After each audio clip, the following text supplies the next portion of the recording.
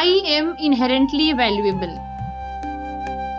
ये अगर बात किसी इंसान के मन में है, आत्मसात हो गई है, ये बीज अगर किसी इंसान के मन में डाल दिया गया है और उस बीज को पानी, हवा, बढ़िया टेम्परेचर, खाद, केयर सब मिला है, वो बीज एक बढ़िया पौधा और बढ़िया पेड़ बनकर तैयार होता है और खुलकर जीवन जीता है, अपने पूरे पोटेंशियल को कैपिटलाइज करने का क्षमता रखता है। क्योंकि अपनी कीमत को लोगों की नजरों में नहीं ढूंढेगा वो। मम्मी पापा कैसा बिहेव कर रही हैं, दोस्त कैसा बिहेव कर रहे हैं, रिलेशनशिप में कोई मेरे साथ कैसा बिहेव कर रहा है, उसको कहीं पर भी ये लगेगा कि मुझे वैल्यू नहीं किया जा रहा, वो बिना ऑफेंड हुए पीछे हट जाएगा। जैसे नेचुरली कोई पौधा सूख जाता है, पौधा सूखने से पहले चित्कार नहीं मचाता, आराम आराम से सूख जाता, पता भी नहीं चलता। ऐसा नहीं होगा कि आप आज गए और कल पौधा सूखा मिला, आराम आराम से जीवन उसमें से गायब हो जाता है। वैसा ही है, अगर कोई इंसान ऑफेंड हो रहा है पेरेंट्स से, सिचुएशन से, आसपास की चीजों से, वो रिएक्शन दे रहा है। रिएक्शन आपको सिर्फ ड्रेन करती है, आपको खाली करती है, आपको लोनलीनेस की तरफ लेकर जाती है। आप खुद में असहज महसूस करते हैं, खुद में भरा हुआ कैसा महसूस करें। बहुत सारे लोग सेशन में बोलते हैं, 1 to 1 में भी बोलते हैं, वैसे भी बोलते हैं कि ना हमको अंदर से बहुत खाली महसूस हो रहा है। आपको अपने अंदर खाली इसलिए महसूस हो रहा है क्योंकि आप अपने अंदर, अपने भीतर खुद को महसूस नहीं कर पा रहे हो। आप अपने भीतर दूसरों की एक्सपेक्टेशंस को महसूस कर पा रहे हो, आप अपने भीतर दूसरों की जजमेंट को महसूस कर पा रहे हो, आप अपने भीतर महसूस कर पा रहे हो कि मुझे किसी ने चुना क्यों नहीं, किसी का नेग्लेक्ट, किसी का इग्नोरेंस महसूस कर पा रहे हो। तो इसलिए एक पत्र खुद को लिखते हैं और ये पत्र ऐसा है, शायद आपकी किसी बहुत परमानेंट डायरी में होना चाहिए, क्योंकि ये आजीवन आपकी मदद करेगा जब जब आप डीरेल हो जाओगे। क्योंकि देखिए लाइफ में ना एंट्रोपी है, बाहर हमेशा उठापटक रहेगी, बाहर हमेशा कियोस रहेगा। आज एक कमरे को कितना भी झाड़ू पोछा करके चमका के रख दे, 2 दिन 4 दिन 10 दिन के बाद वो ऑटोमेटिकली गंदा हो ही जाएगा। दिस इज द नेचर, ये प्रकृति है जीवन की, जीवन ऐसा ही है। Life is not fair. I think हमने पिछले वाले सेशन में इसके बारे में काफी डिस्कस किया था, that purpose of life is not serve justice. तो चलिए शुरू करते हैं। अपना नाम लिखिएगा, dear Sujata, dear Vidya, dear Anvesha, Sanjeevani ji, dear dear dear. शुरू करिए। आज मैं तुम्हें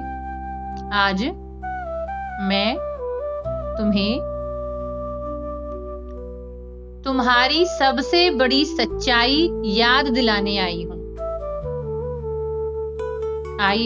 हूं।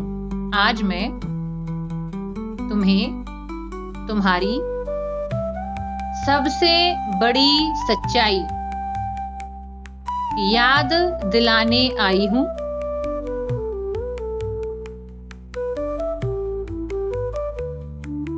एक ऐसी सच्चाई जिसे इस दुनिया ने तुमसे धीरे धीरे छीन लिया। तुमसे इस दुनिया ने धीरे धीरे छीन लिया।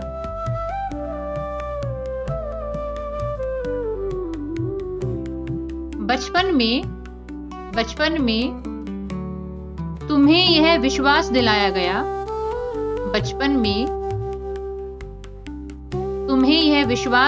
गया, कि तुम्हें अपने मूल्य को साबित करना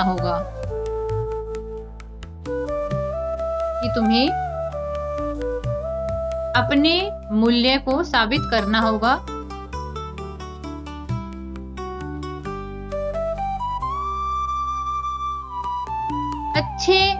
अच्छे अंक लाओ, अच्छे अंक लाओ, अंक मतलब मार्क्स।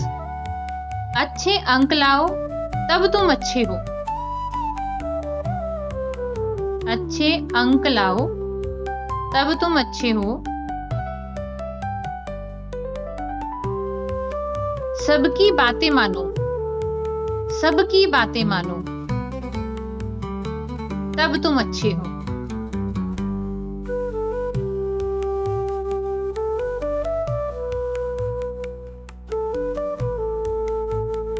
अधिक कमाओ, अधिक कमाओ तब तुम सम्मान के योग्य हो। अधिक कमाओ तब तुम सम्मान के योग्य हो।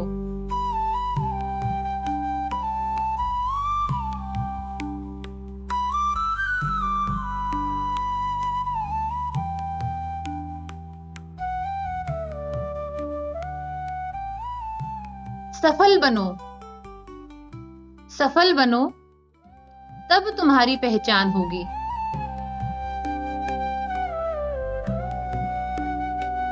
सफल बनो तब तुम्हारी पहचान होगी।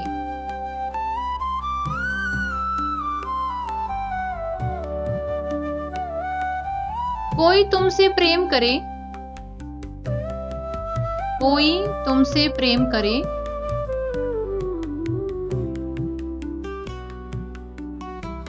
तब तुम प्रेम के योग्य हो। कोई तुमसे प्रेम करे तब तुम प्रेम के योग्य हो।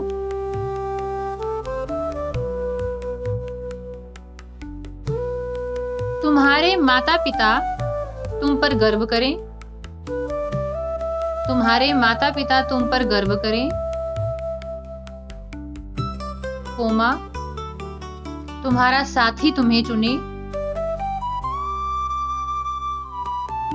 तुम्हारे माता पिता तुम पर गर्व करें, कोमा तुम्हारा साथी तुम्हें चुने, कोमा समाज तुम्हारी प्रशंसा करे, समाज तुम्हारी प्रशंसा करे तभी तुम्हारी कीमत है, तभी तुम्हारी कीमत है।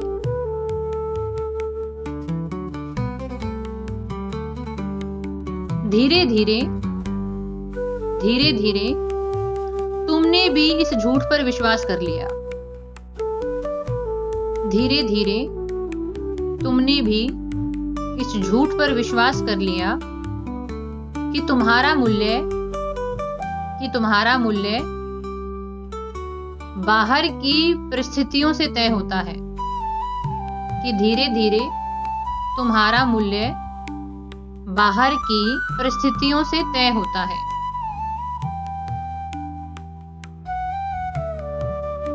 एक बार फिर से रिपीट कर रही हूँ। तुम्हारे माता पिता तुम पर गर्व करें, तुम्हारा साथी तुम्हें चुने, समाज तुम्हारी प्रशंसा करे तभी तुम्हारी कीमत है। धीरे धीरे तुमने भी इस झूठ पर विश्वास कर लिया कि तुम्हारा मूल्य बाहर की परिस्थितियों से तय होता है। एक्चुअली हमको पाला ही ऐसे गया है, हमको बार बार बताया गया है।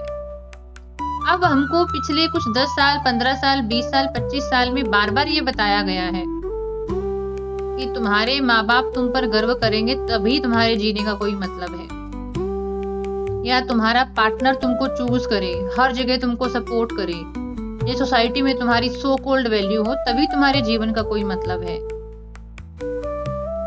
और ये झूठ चीज है। जीवन कभी इतना सक्षम होता ही नहीं है कि आप सारी चीजों को, सारे बॉक्सेस को टिक मार्क लगा दो। आप हर किसी को खुश रख ही नहीं सकते, ये जिम्मेदारी है ही नहीं आपकी। आपके जीवन का पर्पस नहीं है। कई बार हम अपनी चीजों को ओवर एक्सप्लेन करते हैं ना दूसरों को। नहीं, हमारी ड्यूटी नहीं है ये लोगों को क्लैरिटी देना, लेकिन हम ये ड्यूटी जबरदस्ती निभाते हैं कि आओ, पता है मैं फेलियर क्यों हूं, पता है मेरे साथ लाइफ में ऐसा ऐसा हुआ इसलिए मैं फेलियर हूं। We do over explain. या पता है मैं दुखी क्यों हूं, मेरे साथ ऐसा ऐसा हुआ। या अभी प्रीति जी ने पत्र पढ़ा, उसमें बोला कि पहले तो मैं एक आध बार आई लव यू बोल भी देती थी, लेकिन अब नहीं बोलूंगी। नहीं प्रीति जी, परमानेंट डैमेज मत करिए अपनी पर्सनालिटी को जस्ट बिकॉज आपको कोई चकचुंदर मिल गया था। क्यों आप अपनी पर्सनालिटी को किसी की वजह से भी डैमेज करेंगे? पुराने गले मुर्दों पर, जो गले सड़े मुर्दे लोग हैं, वो किसी भी रिश्ते की फाउंडेशन नहीं हो सकते। पुराना होगा कोई, पड़ा रहेगा, हमें क्या करना है? We should be that much smart ना, कि बस कोई मिला, उसके साथ रहे, कुछ अनुभव हुआ, कुछ लेसन सीखे, आगे बढ़े। इतना महत्व क्यों देना कि जब भी हम कोई नया रिश्ता शुरू करेंगे तो अपनी पुरानी गाथा, गले मुर्दे उखाड़ कर लेकर आएंगे और उसे बताएंगे देखो हमें इतने घाव हैं। भाई वो तुमको डेट करने के लिए या शादी करने के लिए आया है, वो अनपेड हीलर नहीं है। और तुम हीलर ढूंढने जाओगे तो तुम पेशेंट बनी रहोगे पूरी जिंदगी, बराबर का साथी नहीं मिलेगा। इसीलिए जब भी खुदा न खास्ता कोई रिश्ता शुरू किया, वो चल नहीं पाया, वहां से लेसन सीखो, राधे राधे राधे राधे करते करते निकल जाओ। और जब भी किसी नए रिश्ते में जाओ तो उस गली सड़ी हुई बदबूदार चीज को आधार मत बनाओ कि आओ तुम्हें पहले सारा फैला हुआ रायता दिखाती हूँ, फिर तुम बताना तुम्हारी क्या स्कीम है, तुम इसको कैसे लपेटोगे। ठीक है, वही गलत चीज है। सामने वाले इंसान के ऊपर बिन वजह का बर्डन क्यों? अपनी आपकी कहानी में नए फूल खिल सकते थे, नई सुगंध आ सकती थी। उस पुराने सड़े हुए इंसान को इतना महत्व क्यों कि उसे हम नई कहानी में भी घुसाएंगे, चाहे डेड ऑब्जेक्ट ही क्यों ना हो। ठीक है, चलिए आगे। बहुत बढ़िया लाइन है। हाँ, एक बात और कहनी थी। बहुत सारे लोगों को लगता है ये कि भाई हमारे पेरेंट्स को तो हमारे ऊपर प्राउड होना चाहिए, या हमारा पार्टनर ऐसा हो, सोसाइटी में तो हमारी कोई बात नहीं है। इन चीजों को लेकर भी लो फील करते हैं। भाई कई बार नहीं संभव होता है अपने माँ बाप को भी संतुष्ट करना। मैंने रिसेंटली अपने मम्मी पापा को असंतुष्ट किया है और मुझे उस चीज का महत्व समझ में आ रहा है कि भाग्यवान हूं मैं कि मैं उनको असंतुष्ट कर पाई। उनके संतुष्टि के चक्कर में तो पता नहीं मैं कहां फंस जाती। जहां मैं जो हूं मैं वो बन के रह ही नहीं पाती। मैं जिस तरीके के चुड़ैल व्यक्तित्व इंसान की धनी हूं, मैं वो चुड़ैलपना मेरा खत्म हो जाता, वो आजादी मेरी छिन जाती अगर मैं मेरे माता पिता की संतुष्टि के लिए जाती। तो अपनी मर्जी से अगर हमको अपनी आजादी थोड़ी बेचनी पड़ जाए, अपनी आजादी थोड़ी सी नेगोशिएट करनी पड़ जाए, तो अपनी मर्जी से तो करें। कल को शादी करनी है, थोड़ी सी अपनी फ्रीडम भाई कंपनसेट करनी पड़ेगी। ठीक है, वही थोड़ा सा घर में बहू बन के जा रहे हैं तो थोड़ी जिम्मेदारी तो भाई आएंगी, सच्चाई है, ये भाग नहीं सकते। अपनी मर्जी से तो चूज कर ली कहाँ पे हम ट्रेड ऑफ करना चाहते हैं। ठीक है, तो हर बार हम अपने माता पिता को संतुष्ट नहीं कर सकते, हर बार हम समाज के लोगों को संतुष्ट नहीं कर सकते, हम अपने ससुराल में रिश्तेदारों में सबको संतुष्ट नहीं कर सकते, सबको खुश नहीं रख सकते। अपनी लिमिटेशन पता होना भी हीलिंग है। आपको अपनी लिमिटेशन पता है। भाई मेरा मानव शरीर है, पंख नहीं है मेरे, मैं मोर की तरह नहीं उड़ सकती, ये मेरी लिमिटेशन है। तो जब आपको अपनी लिमिटेशन पता होती है तो आपके लिए जिंदगी जीना ज्यादा आसान होता है कि भाई मेरी लिमिटेशन है, मैं सारे संसार को खुश नहीं रख सकती, सब मेरे से सहमत हो, सब मेरे से खुश हो, सब लोग मेरी खुशी में खुश हो, मेरे दुख में दुखी हो। ऐसा नहीं होगा कभी भी। होंगे ऐसे लोग जो जलते होंगे मेरे से, होंगे ऐसे लोग जो मेरी खुशी में खुश ना होते होंगे, ऐसे भी होंगे जो मेरे दुख में खुश होते होंगे। पर भाई कोई बात नहीं, जहाँ नीम का पेड़ है, बबूल का पेड़ है, वहां आम का भी, संतरे का भी तो होता है। डाइवर्सिटी तो हर जगह पे है, तो कोई बात नहीं, सहज हो जाते हैं। आगे लिखिए। लेकिन आज मैं तुम्हें एक और सत्य बताना चाहती हूँ, लेकिन आज मैं तुम्हें एक और सत्य बताना चाहती हूँ।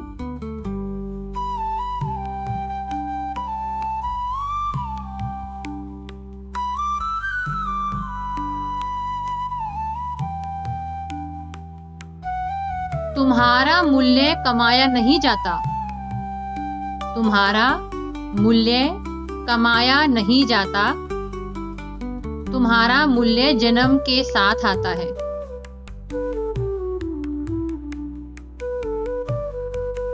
तुम्हारा मूल्य जन्म के साथ आता है। जिस दिन तुमने इस धरती पर पहला श्वास लिया,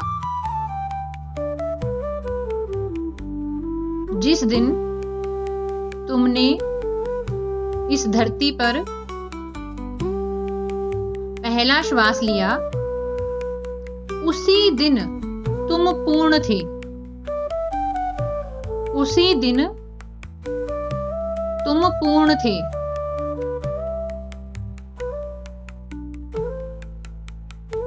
तुम्हारे भीतर जीवन था। दीदी और एक बार बोलिए ना। हाँ, जिस दिन तुमने इस धरती पर पहला श्वास लिया था, जिस दिन तुमने इस धरती पर पहला श्वास लिया था, उसी दिन तुम पूर्ण थे। उसी दिन तुम पूर्ण थे। तुम्हारे भीतर जीवन था। तुम्हारे भीतर जीवन था, चेतना थी, संभावनाएं थी।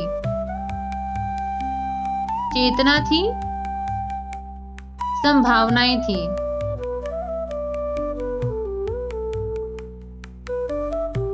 उस क्षण तुम्हें किसी प्रमाण पत्र, उस क्षण तुम्हें किसी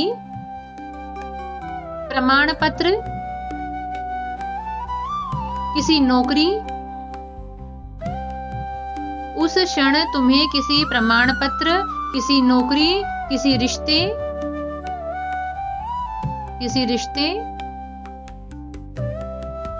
किसी उपलब्धि, उपलब्धि मतलब अचीवमेंट, किसी उपलब्धि या प्रशंसा की आवश्यकता नहीं थी।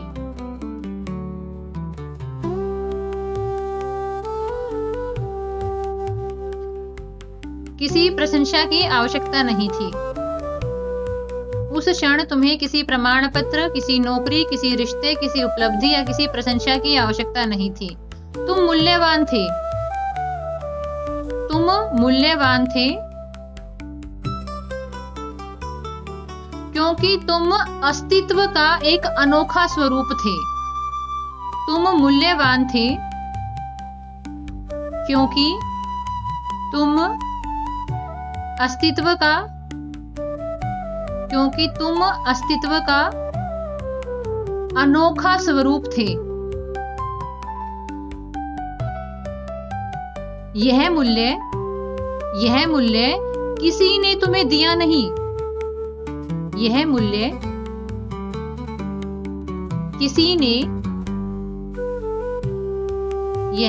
किसी ने तुम्हें दिया नहीं, इसीलिए कोई इसे तुमसे छीन भी नहीं सकता। इसीलिए कोई इसे तुमसे छीन भी नहीं सकता। जिनके छोटे बच्चे हैं ना, वो समझ सकते हैं, क्योंकि उनको कुछ समझ में तो आता नहीं है। वो कितने खुश रहते हैं, खा लिया, पी लिया, सो लिया, नाच लिया, कूद लिया, क्योंकि उनको अभी तक स्कूल ने, समाज ने, आसपास के लोगों ने फील नहीं कराया कि तेरे मार्क्स नहीं आ रहे, तेरी पोजीशन नहीं आ रही, या तुम अभी छोटे हो, तुम मोटे हो, तुम काले हो, तुम पीले हो, तुम नीले हो, तुम धोले हो। किसी ने बताया ही नहीं है। बच्चे खुश रहते हैं, ठीक है। लेकिन जैसे जैसे हम स्कूल में जाएंगे, फिर हम थोड़े से और बड़े होंगे, तो घर, समाज, परिवार हमको बताने लग जाएगा, तेरे नाक का साइज थोड़ा मोटा है, तेरी हाइट थोड़ी छोटी है, तेरे मार्क्स बढ़िया नहीं आ रहे हैं, तुम्हारे फ्यूचर की पॉसिबिलिटी नहीं है। तुमको अलग अलग बातें बता दी जाएंगी, तो आपको ये फील होने लगेगा कि आपका जो मूल्य है वो बाहर की चीजों के ऊपर डिपेंड है। लेकिन वास्तविकता ये है कि आप वैल्यू से ही भरे हुए हो। The time you take birth on this earth, जब आपका जन्म हुआ ना, तभी से आपके अंदर मूल्य है। तुम्हारा मूल्य जन्म के साथ आता है, क्योंकि तुम्हारे पास संभावनाएं हैं, तुम्हारे पास जीवन है, तुम अस्तित्व का हिस्सा हो। तुम्हें जन्म देने के लिए चारों दिशाओं ने कितने षड्यंत्र रचे हैं। तुम्हारे मम्मी पापा को मिलवाया, फिर तुम्हारा जन्म हुआ, तुम्हारी मम्मा ने तुमको 9 महीने पेट में रखा, फिर उनको लेबर पेन हुआ। I always value this fact. भाई लेबर पेन, भाई बहुत प्रॉब्लम होती है यार, मतलब बहुत एफर्ट, इंटेंशन, एनर्जी, बहुत सेक्रेडनेस, बहुत माइंडसेट लगता है शायद किसी बच्चे को पैदा करके इस दुनिया में लाना, फिर उसका पालन पोषण करना। इसीलिए प्रीति जी आप है ना यहाँ पे, ऑलवेज हैव दिस एटीट्यूड। मेरी माँ ने लेबर पेन इसलिए नहीं सहा था, एक चकचुंदर जैसे इंसान के लिए रहूं मैं। चकचुंदर समझते नहीं है लोग। क्या होता है वो? चकुंदर होता है, बैट होता है ना, इंग्लिश में तो बैट होता है ना। होता होगा भाई कुछ नेवले जैसा इंसान। चलो आगे लिखते हैं। हाँ वो बैट नहीं, वो अलग टाइप का जानवर है, वो उसको पसंद नहीं किया जाता। चमगादड़। हाँ चमगादड़, चमगादड़, वेरी गुड। डोली तुमने चमगादड़ वर्ड का कहीं इस्तेमाल किया यार, मैंने सुना है। मैंने हाँ, डोली मेरी को, वीडियो भी। हाँ मैं भी कहूँ इसीलिए डोली को याद है। मैंने बोला मैंने डोली को कुछ ना कुछ बोलते हुए सुना है, अब समझ में आया। अच्छा चमगादड़ तुम्हारा फेवरेट शब्द है? रिश्तेदारों के लिए किया था यूज। अच्छा मैं भी कहूँ कहीं सुना सुना लग रहा है। देखो यार दिमाग कितनी कंप्यूटर जैसी चीज है ना, मुझे पता नहीं मैंने कब सुना होगा, लेकिन कुछ भी सिमिलर सा आया ना, फैमिलियर सा आया, इंसान को याद आ जाता है। चलो आगे लिखो। यदि तुम्हारे माता पिता, यदि तुम्हारे माता पिता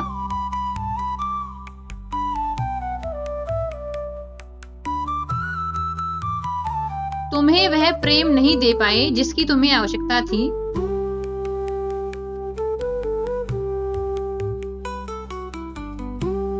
यदि तुम्हारे माता पिता तुम्हें वह प्रेम नहीं दे पाए जिसकी तुम्हें आवश्यकता थी,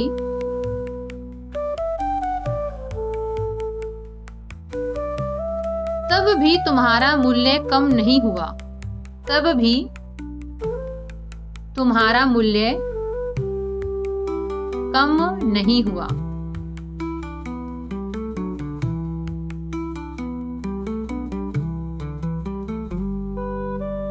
यदि तुम्हारा जीवन साथी तुम्हारी भावनाओं को समझ नहीं पाया, यदि तुम्हारा जीवन साथी तुम्हारी भावनाओं को समझ नहीं पाया,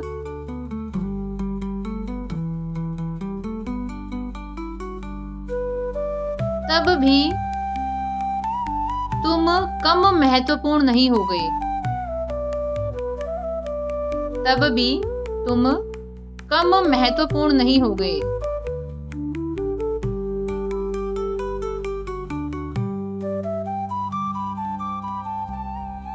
यदि किसी ने तुम्हें छोड़ दिया, यदि किसी ने तुम्हें छोड़ दिया, अस्वीकार कर दिया,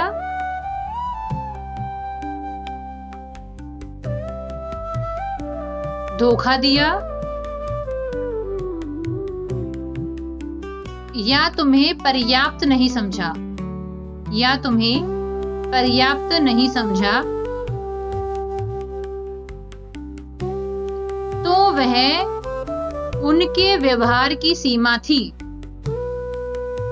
तो वह उनके व्यवहार की सीमा थी, तुम्हारे अस्तित्व की नहीं। Repeating it again.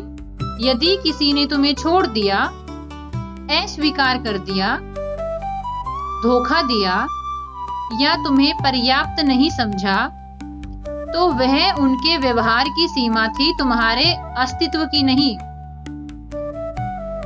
अगर कोई इंसान आपको वैल्यू नहीं कर पा रहा है तो ये उसकी लिमिटेशन है, उसको नहीं समझ में आ रहे हो आप। शायद वो चांदी सोना ढूंढने के लिए निकला था, शायद आप डायमंड हो। शायद वो संतरे ढूंढने निकला था, शायद आप सेब हो। शायद वो नीम ढूंढने निकला था, शायद आप पीपल हो। या शायद वो ABCD ढूंढने निकला था, आप ऐसे अनार कहगड़ा हो। यानी यार समझदार इंसान दूसरे इंसान के बिहेवियर को पर्सनली नहीं लेगा, वो ऐसा ही है, उसको नहीं समझ में आ रहे हो आप। पता है क्या, एक बात और मैं आपको कहना चाहती हूँ। कल मेरी उसी बेस्ट फ्रेंड से बात हुई जिनके साथ हम महीने में या 3 महीने में 4 महीने में एक ही बार बात करते हैं, लेकिन जब बात करते हैं तो हम 5-6 घंटा बात करते हैं। डिस्कशन ऐसा ही होता है। उन्होंने मुझे एक नई बात सिखाई। मुझे लगता है मुझे उनको पेमेंट करना चाहिए क्योंकि वो मुझे फ्री में ये सब सिखाते हैं, लेकिन नहीं, हम डिस्कस कर रहे थे तो निकल के आई ये बात। पता है बात क्या थी? बात ये थी कि मीनू, कुछ लोगों का एग्जिस्टेंस एनिमल लेवल पे होता है, उनको खाने पीने सोने के अलावा ज्यादा कुछ समझ में नहीं आता। कुछ लोगों का एग्जिस्टेंस एनिमल लेवल पे ही होता है, खा लिया पी लिया सो गए, छोटा मोटा काम कर लिया। ये भावनात्मक गहराई, आत्मा, स्पिरिचुअलिटी क्या है ये स्पिरिचुअलिटी? उनको ये समझ में नहीं आता, ये आत्मज्ञान, शुद्धि, मन की शुद्धि, ये नहीं समझ में आता। ये उनकी लिमिटेशन है, सब लोग इसके लिए नहीं बने हैं। तो तुम गुस्सा होना बंद करो। मतलब मैं किसी को क्रिटिसाइज कर रही थी, ठीक है, ऐसा कैसे है, ऐसा तो नहीं होना चाहिए, हम इतने लंबे टाइम से कनेक्टेड हैं, कॉलेज में भी वो ऐसी ही थी, अब भी वो ऐसा ही बिहेव कर रही है, ठीक है। उसको कभी समझ में ही नहीं आई ना ये चीजें। हाँ, मैं मतलब मेरा पॉइंट ऑफ व्यू ये था कि हाँ ठीक है, उसकी कंडीशनिंग ऐसी है।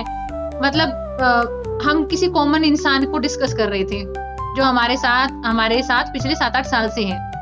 तो हम ऐसे ही डिस्कशन करते करते वहां पहुंच गए, फिर हम किसी और टॉपिक पे निकल गए। तो मुझे ये बात बहुत बढ़िया लगी कि कुछ लोगों का एग्जिस्टेंस एनिमल लेवल पे ही होता है कि वो खाने को लेकर बहुत, खाने में क्या है, वो खाने को लेकर बहुत एक्साइटेड रहेंगे, ठीक है, या फिर सोने को लेकर अरे नींद पूरी करनी है, या खुद को लेकर बहुत वो रहेंगे कि भाई मेरे डार्क सर्कल आ गए, या फिर मेरे पास कपड़े कम है, या फिर और 4 चीजों को लेकर रहेंगे। ये जो आत्म प्रेम वाली चीज होती है ना, आत्म प्रेम करना, या हम रिलेशनशिप में है तो दूसरे इंसान को ये फील कराना कि भाई मैं तुम्हारे लिए अवेलेबल हूँ, इमोशनली अवेलेबल होना, दूसरे के लिए स्पेस होल्ड करना, ठीक है, या वो एक जो इमोशनल इंटीमेसी होती है, या उसमें एक स्पिरिचुअल टच होता है, ये सबका सिलेबस नहीं होता है।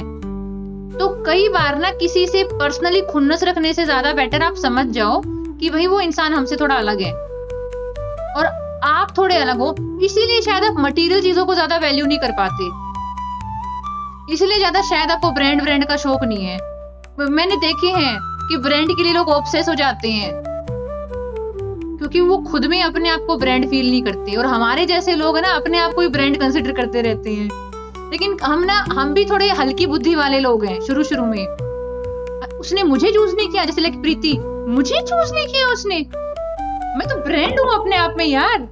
मतलब उसके पास इमोशनल डेप्थ है, बंदी के पास इमोशनल डेप्थ है, वो रिलेशनशिप में गिविंग एटीट्यूड रखती है कि मुझे रिलेशनशिप में प्रोवाइड कराना है, मुझे एफर्ट करने हैं, मैं लॉयल हूँ। लेकिन ये वाली बात, I am a brand, Apple को फेल कर दूं मैं, मुझे चूज नहीं किया उसने, ठीक है। तो ये भी क्यों आ रहा है? क्योंकि हमारे अंदर ना ये वाला सर्कल खाली है हमारा, कि हम अपनी वैल्यू सामने वाले में ढूंढ रहे हैं। और पता है रेड फ्लैग एक बार नहीं दिखता। अभी प्रीति जी आप सोचने बैठेंगी ना, रिलेशनशिप को दोबारा से रिवाइव करके देखोगे, सोचोगे, एक बार फील करोगे, आपको महसूस होगा रेड फ्लैग तो बहुत शुरुआत से ही नजर आ रही थी, बस आप देखना नहीं चाहती थी ना, सावन का अंधा हरा ही हरा, आप देखना नहीं चाहती थी, वरना रेड फ्लैग तो बहुत शुरुआत से नजर आ रहे थे, ठीक है। आगे लिखिए। हाँ, यदि आज तुम्हारे बैंक खाते में कम पैसे हैं, यदि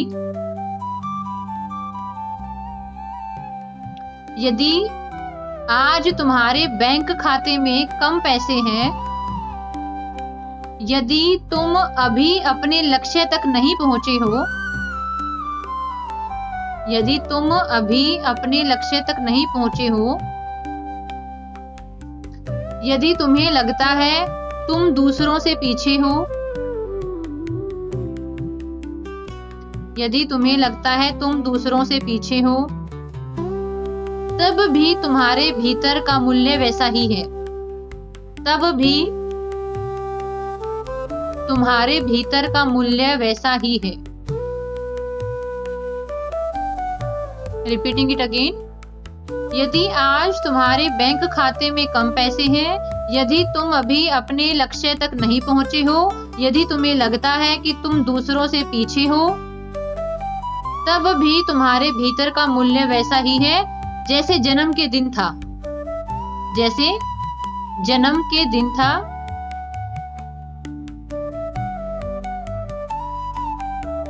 सफलता तुम्हारी कीमत नहीं बढ़ाती, सफलता तुम्हारी कीमत नहीं बढ़ाती, असफलता तुम्हारी कीमत कम नहीं करती, असफलता तुम्हारी कीमत कम नहीं करती। वे केवल जीवन के अनुभव हैं, तुम्हारी पहचान नहीं। वे केवल जीवन के अनुभव हैं, तुम्हारी पहचान नहीं। पता है कॉम्पिटिटिव एग्जाम के लिए तैयारी करने में सबसे ज्यादा दिक्कत क्या आती है? लोग है ना अपनी सेल्फ रिस्पेक्ट को, अपनी सेल्फ वर्थ को, अपनी औकात को रिजल्ट के साथ जोड़ देते हैं कि अगर मेरा पेपर पास हुआ तो मेरी कोई वैल्यू है, पेपर पास नहीं हुआ तो मेरी वैल्यू 0 है। जो इंसान ये सोचने लग जाएगा वो तैयारी का 500 किलो का अलग से एक्स्ट्रा भार उठा लेगा, जो सिर्फ उसको प्रेशराइज करेगा, डीमोरलाइज करेगा, उसको बर्डन फील कराएगा। अगर किसी बच्चे के अंदर ये आत्मविश्वास है ना कि भाई आई एम वैल्यूएबल, मेरे पास ऑलरेडी वैल्यू है, उस वैल्यू को यूज करना है, अपना 100% देना है, देखते हैं एग्जाम में क्या होगा, तो बच्चा लाइट रह सकता है। वो कुछ साबित करने के लिए एफर्ट नहीं कर रहा वहां पे, क्योंकि कुछ साबित करना है। ये जो मानसिक मशीनरी है उसके ऊपर और बर्डन डालती है। अरे साबित करना है, अरे साबित करना है, रिश्तेदारों को साबित करना है, पड़ोस को साबित करना है, मम्मी पापा को गर्व महसूस कराना है। इतना सारा एक्स्ट्रा बर्डन आ जाता है ना कि जो मेन काम है, जो करना है, फिर सुबह उठना है, पढ़ना है, फिर रिवाइज करना, वो तो उसके लिए तो एनर्जी नहीं बचती, क्योंकि मेंटल इतनी ज्यादा प्रोसेसिंग हो जाती है प्रूव करने की। यानी एक इंसान क्या ही करेगा जो 24 घंटे अपने आप को क्वेश्चन कर रहा है कि मेरी औकात ही क्या है, मैं हूं ही क्या, मैं तो 0 हूं, मैं तो नेगेटिव हूं, मेरी तो वैल्यू माइनस में है, मैं हूं ही क्या। अब जिस इंसान के जहन में ये बात बैठ गई है कि मैं हूं ही क्या, वो क्या क्रिएट कर लेगा? जो इंसान सेल्फ डाउट में चला गया है वो इंसान क्या कर लेगा? वो कुछ भी अचीव नहीं कर सकता, पॉसिबल ही नहीं है, क्योंकि उस इंसान ने अनजाने में अपने ऊपर 500 किलो का बोझ उठाया हुआ है।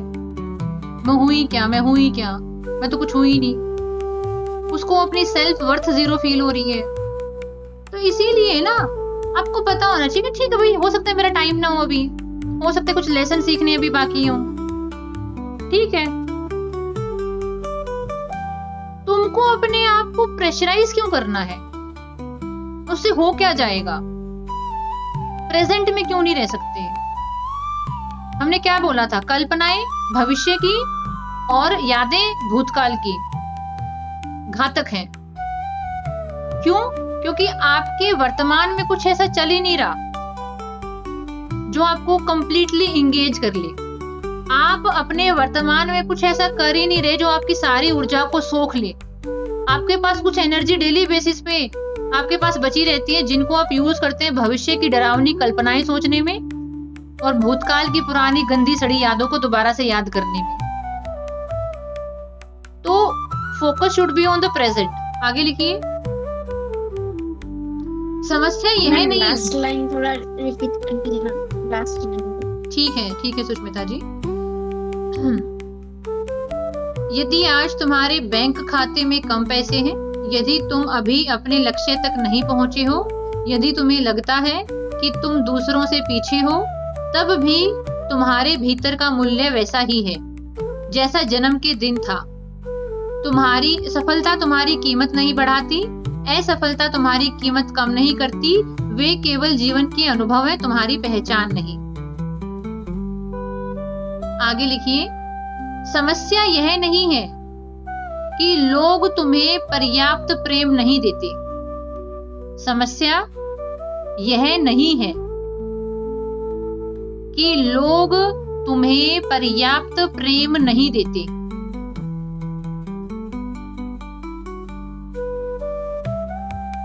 समस्या यह है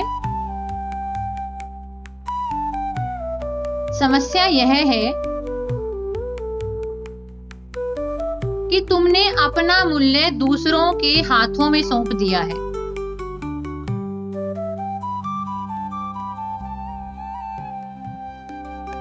समस्या यह है कि तुमने अपना मूल्य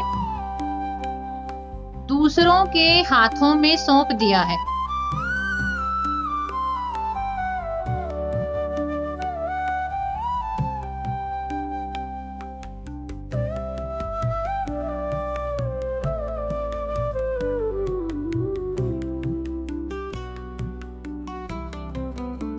तुम अपनी पहचान उनके शब्दों, तुम अपनी पहचान उनके शब्दों, उनके व्यवहार, तुम अपनी पहचान उनके शब्दों, उनके व्यवहार, उनके स्वीकार या इनकार पर टिका दी, उनके स्वीकार या इनकार पर टिका दी।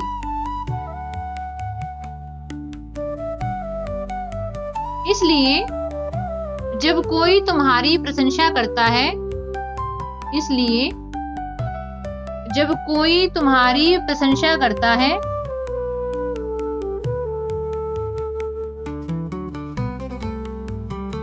तो तुम स्वयं को अच्छा महसूस करते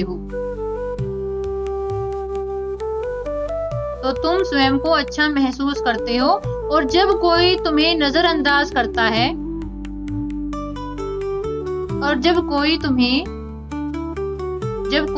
नजरअंदाज करता है तो तुम्हें लगता है तुम्हारे भीतर कुछ कमी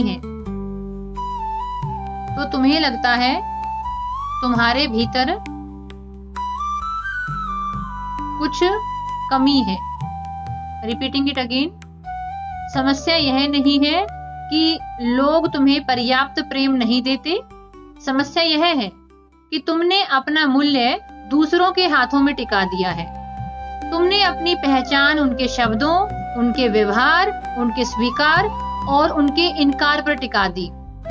इसलिए जब कोई तुम्हारी प्रशंसा करता है तो तुम स्वयं को अच्छा महसूस करते हो, और जब कोई तुम्हें नजरअंदाज करता है तो तुम्हें लगता है तुम्हारे भीतर कुछ कमी है।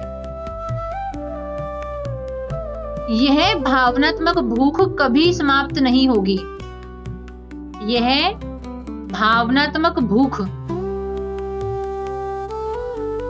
कभी समाप्त नहीं होगी, क्योंकि जो व्यक्ति अपने मूल्य को बाहर खोजता है वह हमेशा भूखा ही रहता है। यह भावनात्मक भूख कभी समाप्त नहीं होगी, क्योंकि जो व्यक्ति अपने मूल्य को बाहर खोजता है वह हमेशा भूखा ही रहता है।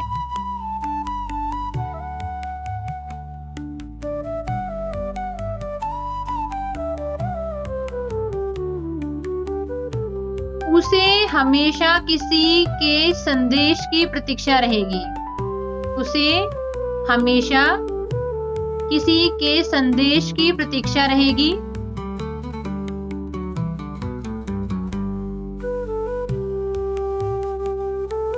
किसी की स्वीकृति की आवश्यकता रहेगी,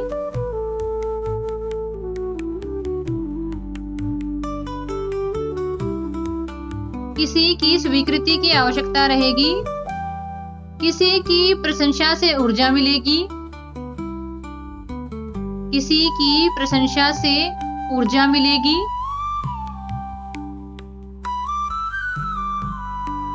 और किसी की आलोचना से उसका संसार टूट जाएगा।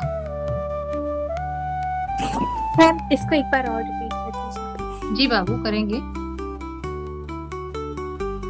किसी की आलोचना से उसका संसार टूट जाएगा।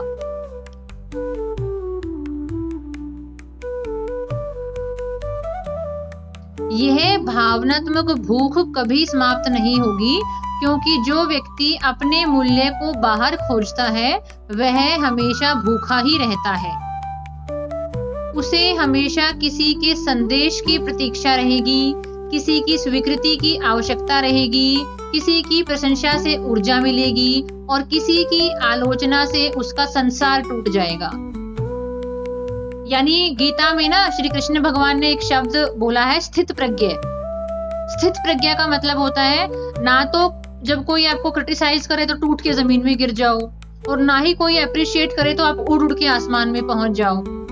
कोई आपको क्रिटिसाइज इसलिए कर रहा है क्योंकि उसके अंदर वही एलिमेंट है आपके लिए, और कोई आपको अप्रिशिएट इसलिए कर रहा है क्योंकि उसके अंदर वही एलिमेंट है, वही घटक है, वही कंपोनेंट है उसके अंदर।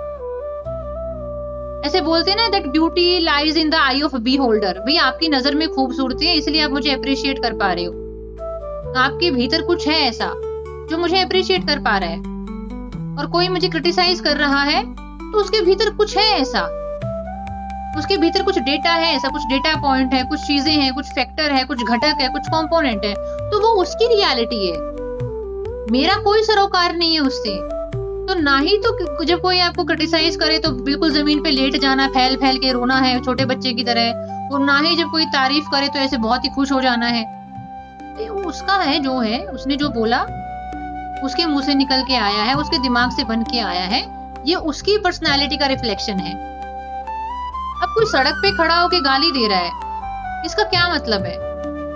जिसको गाली दे रहा है उसमें सच में कमी है, भाई हमको तो नहीं पता, लेकिन ये जो सामने वाला इंसान गाली दे रहा है, ये उस सामने वाले इंसान की बजाय इस एग्जिस्टिंग इंसान के बारे में ज्यादा बताता है कि ये किस किस्म का इंसान है, ये किस स्तर तक गिर रहा है।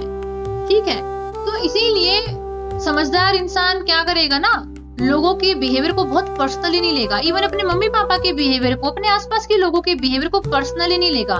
पर्सनली लेने का मतलब है अपनी वैल्यू को डिसाइड नहीं करेगा, वैल्यू का पैरामीटर नहीं बनेगा कि अरे मम्मा ने प्यार कर लिया। ऐसे बनती है ना बड़ी मूवी कि अरे मुझे तो मेरी माँ ही प्यार नहीं करती, बाहर वाला कोई क्यों प्यार करेगा। भाई ठीक है, तुम्हारी माँ के साथ तुम्हारी विचारधारा नहीं मिल पा रही होगी, लेकिन इसका मतलब ये थोड़ी है कि तुम टूटे फूटे घायल बन के घूमो। नहीं, होंगे ऐसे लोग जहाँ पर तुम्हारी बन पाएगी, और तुमको उनको ढूंढना भी नहीं है। चोर चोर मौसेरे भाई, जैसे तुम हो वैसे लोगों को अट्रैक्ट कर ही लोगे, एफर्ट करना ही नहीं पड़ेगा। आगे लिखिए, जो याद रखो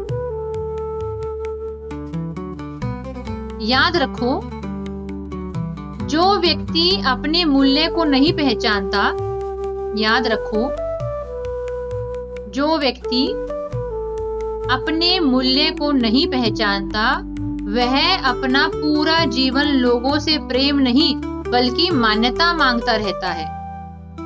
याद रखो, जो व्यक्ति अपने मूल्य को नहीं पहचानता वह अपना पूरा जीवन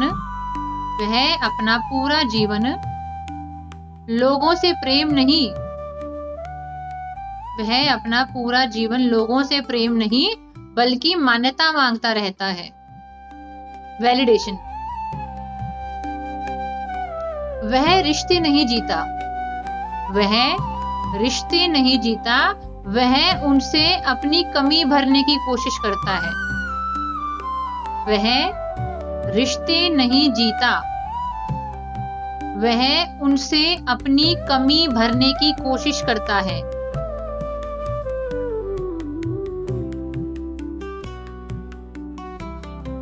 वह काम इसलिए नहीं करता कि उसे अपने कार्य से प्रेम है, वह काम इसलिए नहीं करता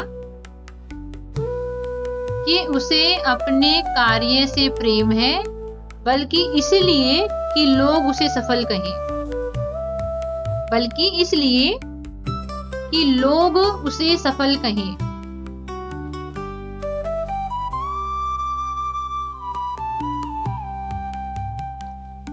वह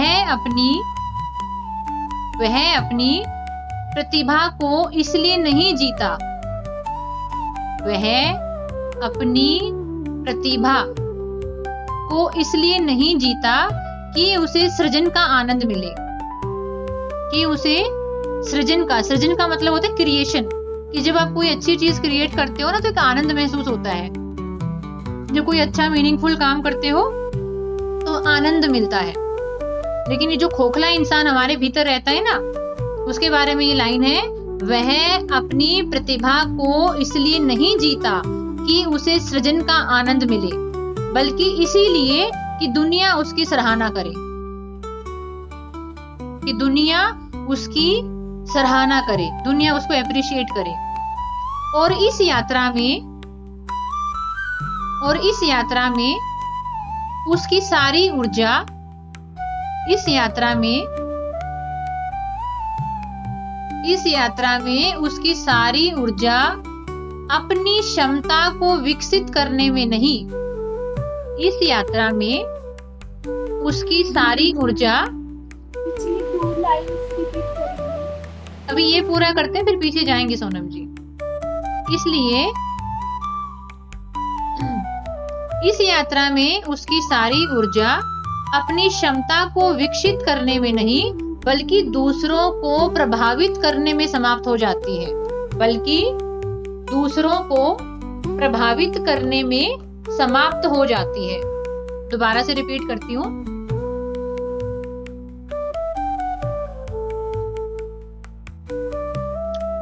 वह रिश्ते नहीं जीता, वह उनसे अपनी कमी भरने की कोशिश करता है।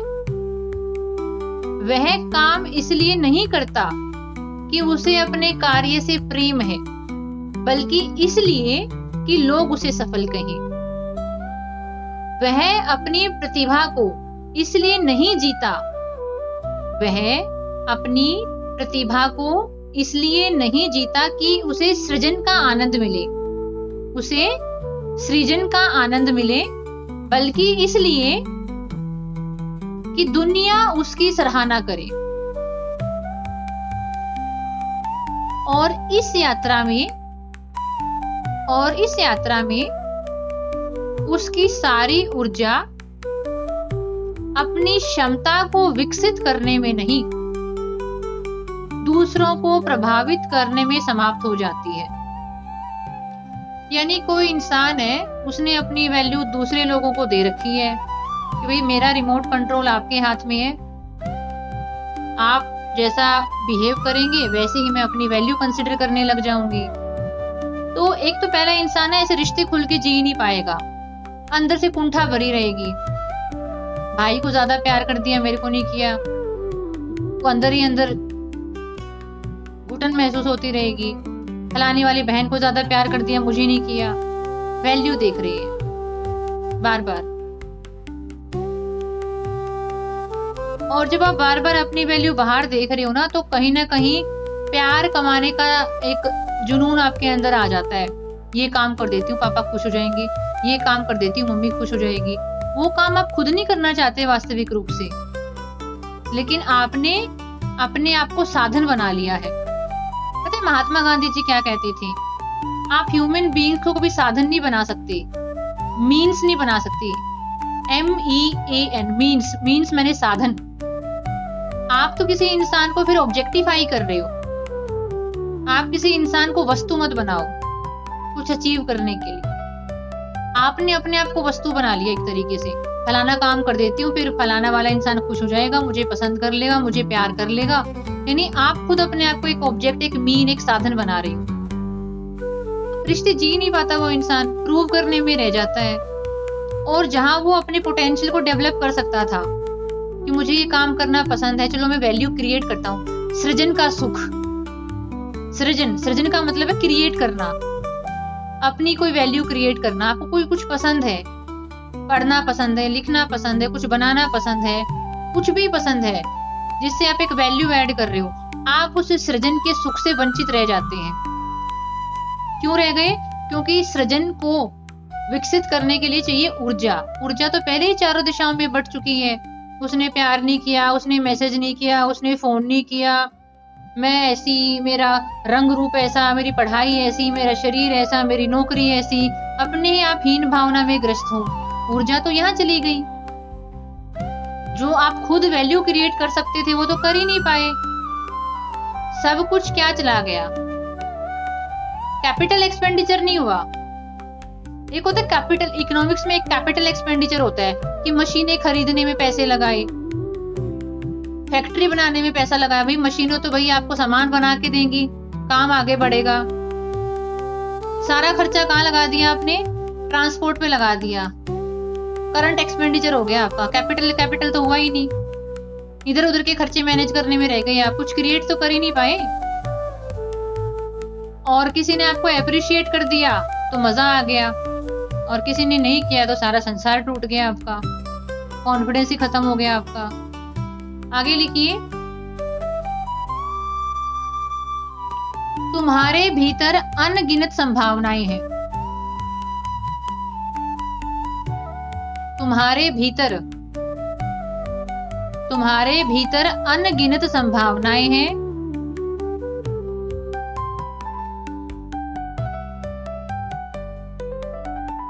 तुम्हारे पास देने के लिए विचार हैं। तुम्हारे पास देने के लिए विचार हैं। करुणा है। तुम्हारे पास अनगिनत संभावनाएं हैं। तुम्हारे पास देने के लिए विचार हैं, करुणा है, रचनात्मकता है, क्रिएटिविटी, रचनात्मकता, संवेदनशीलता है, साहस है और अनुभव है। तुम्हारे पास देने के लिए विचार है, करुणा है, रचनात्मकता है, संवेदनशीलता है, साहस है, अनुभव है। अब हम यहाँ क्या डिस्कस करते हैं आपस में?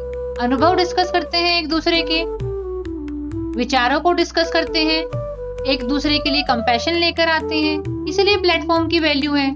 अगर इस प्लेटफॉर्म पे अगर हम आपस में विचार न डिस्कस करें, एक दूसरे के प्रति हमारे मन में करुणा का भाव ना हो, हम कुछ क्रिएटिव होने की कोशिश ना करें, हमारे अंदर सेंसिटिविटी ना हो, हम अपनी बातों के माध्यम से, अपने विचारों के माध्यम से एक दूसरे को अपलिफ्ट करने की कोशिश ना करें, तो प्लेटफॉर्म तो एग्जिस्ट ही नहीं करेगा। ऐसे ही है।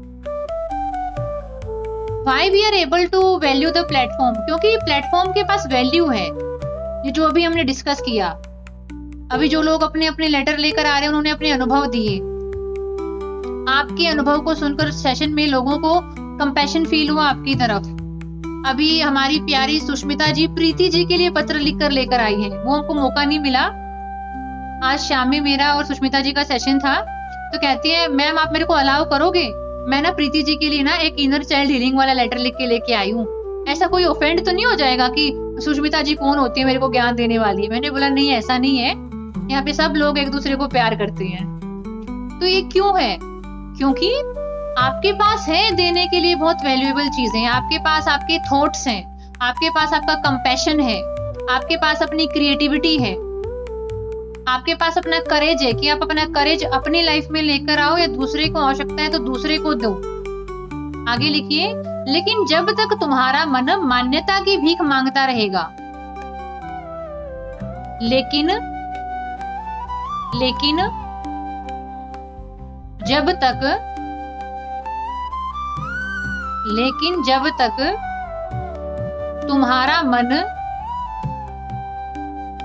मान्यता की भीख मांगता रहेगा, तब तक तुम्हारी शक्ति बाहर ही बहती रहेगी। तब तक तुम्हारी शक्ति बाहर ही बहती रहेगी।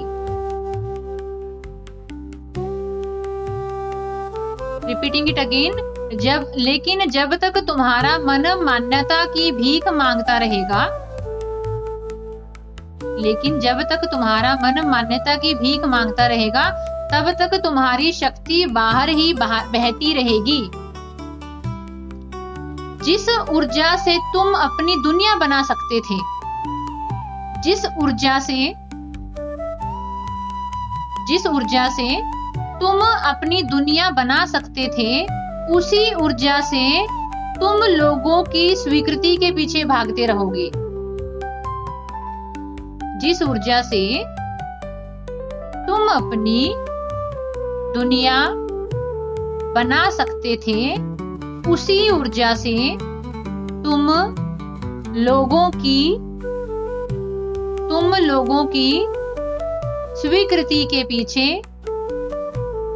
की स्वीकृति के पीछे भागते रहोगे।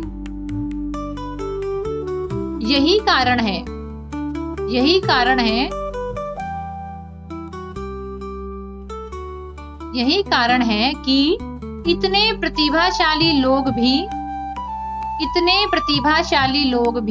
अपनी क्षमता का पूरा उपयोग नहीं कर पाते। यही कारण है कि इतने प्रतिभाशाली लोग भी अपनी क्षमता का पूरा उपयोग नहीं कर पाते। क्योंकि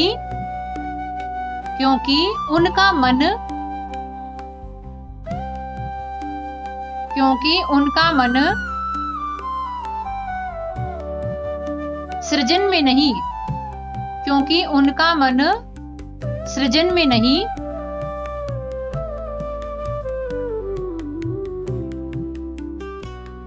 स्वीकृति की तलाश में व्यस्त रहता है।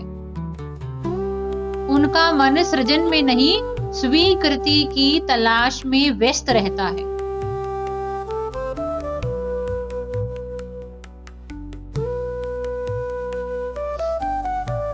आज मैं तुम्हें आमंत्रित करती हूं।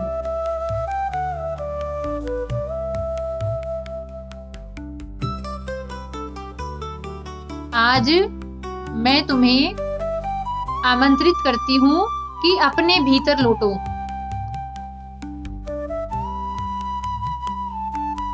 आज मैं तुम्हें आमंत्रित करती हूं कि अपने भीतर लौटो।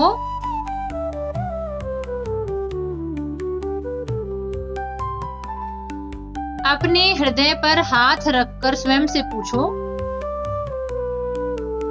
अपने हृदय पर हाथ रखकर स्वयं से पूछो,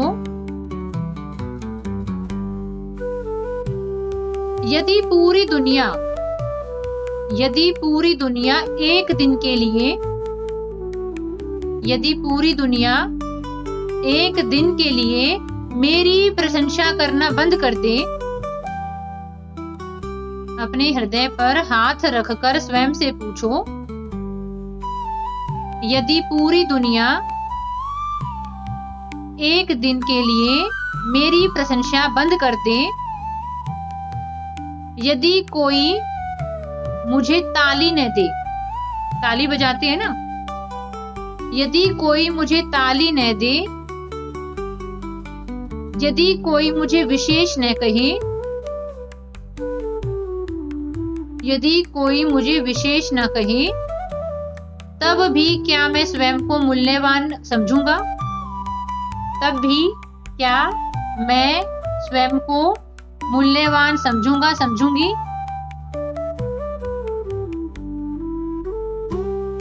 रिपीटिंग इट अगेन। आज मैं तुम्हें आमंत्रित करती हूं कि अपने भीतर लौटो। अपने हृदय पर हाथ रखकर स्वयं से पूछो, यदि पूरी दुनिया एक दिन के लिए मेरी प्रशंसा करना बंद कर दे, यदि कोई मुझे ताली न दे, यदि कोई मुझे विशेष न कहे, तब भी क्या मैं स्वयं को मूल्यवान समझूंगा?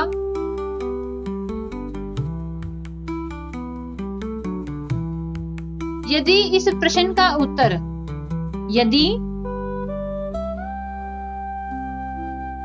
यदि इस प्रश्न का उत्तर अभी नहीं है,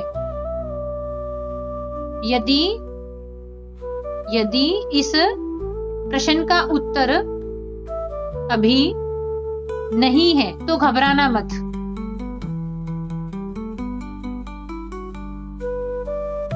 यदि इस प्रश्न का उत्तर अभी नहीं है तो घबराना मत।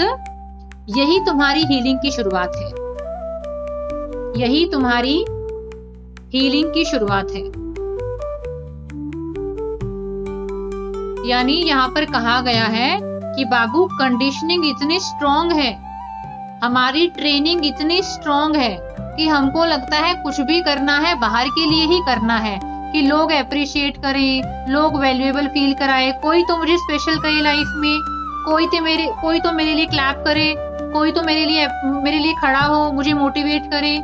लेकिन जस्ट इमेजिन, एक दिन आपको कोई है ही नहीं अप्रिशिएट करने के लिए, कोई ताली बजाने के लिए नहीं है, कोई अच्छा बोलने के लिए नहीं है। आप कुछ अच्छा कर भी लोगे तो आपको अप्रिशिएट करने के लिए भी नहीं है। क्या स्टिल आपके पास इतना अपने लिए करुणा है, इतना अपने लिए प्रेम है कि आप अपने लिए वो काम करोगे? शुरुआत में तो आपको लगेगा है, जब कोई है ही नहीं तो मैं किसके लिए करूंगी? क्या फायदा नौकरी का, पैसे का, जब मेरे पास अपने कहने के लिए अपने 2, 4, 10, 15 लोग नहीं है, फ्रेंड सर्कल नहीं है। कुछ लोग तो इसलिए भी लो फील करने लग जाते हैं क्योंकि उनका फ्रेंड सर्कल नहीं है। ये बात ये दिखाती है कि अगर इसका उत्तर नहीं है तो घबराना नहीं। हीलिंग की शुरुआत है ये। नहीं क्यों है? क्योंकि हमारे अंदर अकेलापन इतना ज्यादा है कि हम हमारे भीतर नहीं है। हमारे अस्तित्व ने तो हमको पूरा पैदा किया था। बड़े होते होते हम खुद को खोते चले गए। आज हम खुद को अपने भीतर महसूस ही नहीं करते कि हम भी कोई है, हमारा भी कोई वजूद है। हम सिर्फ सहारे ढूंढते हैं, कोई हमको स्पेशल फील करा दे, कोई तो बंदी लाइफ में आ जाए, कोई तो बंदा लाइफ में आ जाए, कोई तो मुझे स्पेशल फील करा दे। हमारा हमारे साथ कोई संबंध नहीं है। मैं हमेशा हर सेशन में जब भी इस तरह की बात होती है तो मैं हमेशा ना, मुझे भगत सिंह का एग्जाम्पल सबसे बढ़िया लगता है। भगत सिंह किसी करोड़पति की औलाद नहीं थे, वो कोई MBA ग्रेजुएट भी नहीं थे, कोई IAS IPS भी नहीं थे, किसी पॉलिटिकल पार्टी के हेड भी नहीं थे, बहुत बड़े नेता नहीं थे कि चलो अध्यक्ष ही हैं किसी चीज की। मतलब वो अपना जो औचित्य है, अपना वजूद है, वो किसी बाहर की चीज से नहीं फील करते थे कि बाहर की किसी चीज की वजह से वो अपने आप को मजबूत पा रहे हैं। वो अंदर से मजबूत थे, इसलिए मजबूत दिखते थे। उन्होंने अपने विचारों पे, अपनी पर्सनालिटी पे काम किया था। उन्हें आत्म प्रेम था वास्तविक शब्दों में। शायद उनका हेयर कट उतना अच्छा ना हो, फेस पे ग्लो ना हो, चारकोल वाला फेस पैक ना लगाया हो उन्होंने, लेकिन उनके विचारों में बहुत शक्ति थी, इसलिए उनकी पर्सनालिटी में पूरा तेज था। ठीक है तो इसीलिए ये पत्र आपके लिए डेडिकेटेड है। अब मैं चाहती हूँ कि आप इस पत्र को 2 बार, 4 बार, 10 बार, 15 बार, 20 बार पढ़ें। सोने से पहले पढ़ें, लेटे लेटे पढ़ें, दीवार पे पैर लगा के जमीन में लेट के पढ़ें, पिल्लों को हाथ में लेकर पढ़ें, घूम घूम के पढ़ें, चल चल के पढ़ें, फिर के पढ़ें। बहुत बार पढ़ लेंगे तो कुछ अंदर पैदा होगा जो निकलना चाहेगा, किसी कागज पर अपने आप को उकेरना चाहेगा, कोई ऊर्जा निकलेगी आपके अंदर से जो आपके भीतर क्लैरिटी को जन्म देगी, आपको समझ में आएगा। लेकिन पता है क्या है, द वन लास्ट थिंग, फिर हम मंडे को मिलेंगे। आखिरी विचार जो मैं आपको देना चाहती हूँ, एक तो मैं पोस्टर अपलोड करूंगी, स्पेसिफिकली उस थॉट को शक्ल देने की मैंने कोशिश करी कि हीलिंग जर्नी में बहुत क्वेश्चन आएंगे, सैकड़ों क्वेश्चन मन में आएंगे, लेकिन क्वेश्चन के साथ बैठे रहना, दोस्ती कर लेना, और भाई क्या हाल चाल है, चाय वाय पियोगे, गुलाबी शरबत पियोगे, ऐसे प्रश्न के साथ यारी दोस्ती कर लेना। जो आंसर है वो अपने आप अराइज हो जाएंगे, आंसर खुद पैदा होंगे जर्नी में रहते रहते। Be with questions, answer with arise with time in the journey. वो आंसर आपके भीतर से आएंगे। और दूसरी बात, आंसर भीतर से क्यों आएंगे? क्योंकि इंफॉर्मेशन तो हम आपको दे रहे हैं, लेकिन वो इंफॉर्मेशन आपकी खुद की एनर्जी कब बनेगी उसमें समय लगेगा। The information which we are discussing, जो अनुभव शेयर कर रहे हैं, जो आइडिया डिस्कस कर रहे हैं, वो अपने आप में एक एनर्जी है, वो इंफॉर्मेशन है अपने आप में। वो इंफॉर्मेशन आपकी एनर्जी बनने में टाइम लगेगा, क्योंकि आज आप जो हो वो सालों की कंडीशनिंग का नतीजा हो। ठीक है, इसीलिए आज मैं थोड़ा सा सेशन से जल्दी निकलना चाहूंगी, क्योंकि मेरा रात में सेशन है 11:30 बजे, तो मुझे इसके बाद एक चाय कॉफी का ब्रेक चाहिए, फिर आगे मेरे 2.5-3 घंटे मेहनत के जाएंगे। तो क्वेश्चन आंसर तो नहीं डिस्कस कर पाऊंगी मैं। इसके अलावा अगर आप कुछ शेयर करना चाहते हैं तो कर सकते हैं।